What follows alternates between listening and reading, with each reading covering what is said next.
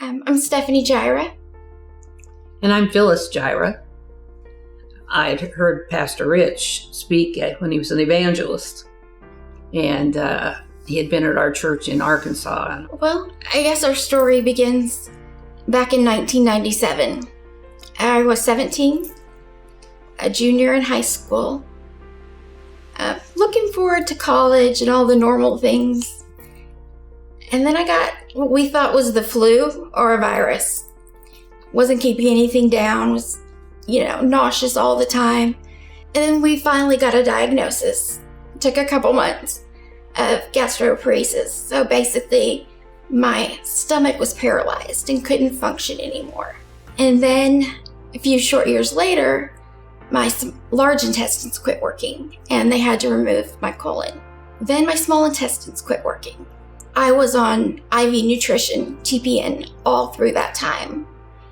And TPN's very hard on your liver and also on your pancreas.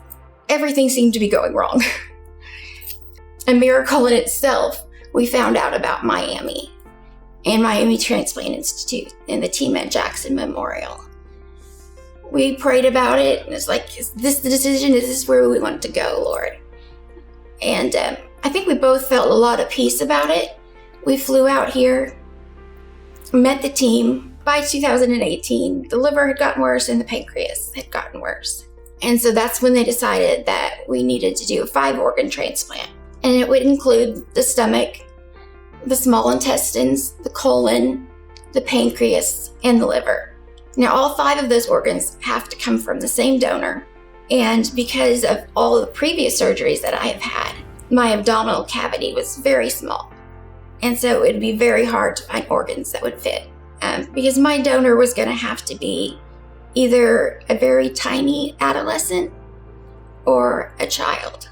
But because they knew it was going to be a longer wait, they said, it's okay for you to stay home, but you have to fly down every 90 days and see the team. So we did that for 2 years. And then finally it's gotten where I had gotten too sick to really travel back and forth like that. And also COVID hit. And so you couldn't travel back and forth. You couldn't fly back and forth. So we packed up our stuff in our van and drove down. The one thing we had been trying to avoid since the start of the pandemic happened. And I ended up with COVID. She called me at 1 o'clock in the morning and she says, Mom, they said I have COVID. And not just a mild case of COVID, but I spent the next month and a half in the ICU at Jackson. Probably about 25 to 30 of those days I was on a vent. And then I was also on the heart-lung machine. So I went the next day and I got tested. And I had COVID. I had COVID pneumonia. And so it was hard not being able to be with her in the hospital. But when I talked to her nurses, I would say, you go in there, even if she's not awake, you tell her that her mom called, she loves her, and she's praying for her. But the whole time I knew that I wasn't there, but God was there. The doctor said that there's no reason that I should have lived, that I should have survived that but whatsoever. Exactly. And in fact, I am the last COVID patient that they put on ECMO who has survived. The doctors like to remind me, I almost died a few months ago. Slow down. Because as soon as I got stronger and I was like, okay, when can we be reactivated on the transplant list? Mid-April, my MELD score, which is what they gauge how bad your liver is, was moved to the highest it could possibly be. Just praying, it's like, okay, God, is this your plan for me? What am I doing, And it was one of the times that was just a really hard time. And he promised me that things are going to get better. They're going to get a lot worse first, but they will get better. So dying wasn't something that I even thought about. So it hasn't mattered what the doctors said or what they thought. It mattered what God was doing, God's plan and God's will. And then April 30th came and we got a phone call in the morning and they had a donor for me. But it was an emergent donor, so we had to be at the hospital immediately. Oh, I had to take a picture of your stomach first. Yeah. They were trying to decide if the organs would fit into my stomach, my abdominal cavity. Yeah. My donor was a 9-year-old, and we went straight from admit to procedure to transplant.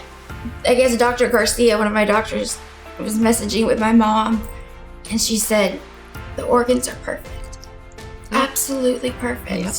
When they got in there, they looked, my liver was black and hard as a rock. So by medical terms, I had maybe a week or 2 left. The whole thing is God was in control. Yeah. Through the whole journey.